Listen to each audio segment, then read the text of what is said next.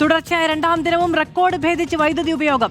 മൊത്ത വൈദ്യുതി ഉപയോഗം 117.15 ദശലക്ഷം യൂണിറ്റായാണ് കൂടിയത്. പ്രതിസന്ധിയുണ്ടെങ്കിലും നിയന്ത്രണങ്ങൾ ഏർപ്പെടുത്തില്ല എന്ന് മന്ത്രി കെ കൃഷ്ണൻകുട്ടി പറഞ്ഞു. അതിനിടെ KSEBക്ക് തിരിച്ചടിയായി 200 മെഗാവാട്ട് വൈദ്യുതിയുടെ ഒരു കരാർ കൂടി നാളെ അവസാനിക്കും.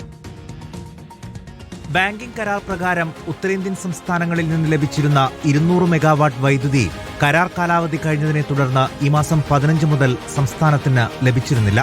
ഇതിന് പിന്നാലെയാണ് നാളെ 200 മെഗാവാട്ട് വൈദ്യുതിയുടെ കരാർ കൂടി അവസാനിക്കുന്നത്.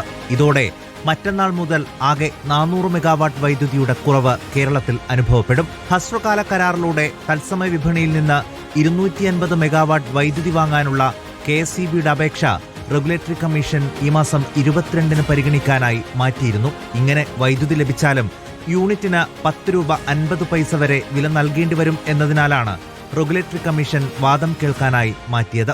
അതേസമയം നിയന്ത്രണങ്ങൾ സംസ്ഥാനത്തുണ്ടാകില്ല എന്നാണ് വൈദ്യുതി മന്ത്രിയുടെ ഉറപ്പ്. പീക്ക് ഡിമാൻഡ് വൈകുന്നേരത്തെ തിരക്കേറിയ സമയത്ത് വൈദ്യുതി ഉപയോഗം ആവശ്യകത 6033 മെഗാവാട്ട് സർവകാല റെക്കോർഡിലെത്തി. ഈ വെല്ലുവിളി നിറഞ്ഞ സാഹചര്യത്തിലും സംസ്ഥാനത്ത് പവർ കട്ടോ ലോഡ് ഷട്ടോ ഏർപ്പെടുത്താതെ മുന്നോട്ട് പോകാനുള്ള നടപടികളായി മുന്നോട്ട് പോവുകയാണ് KSEB.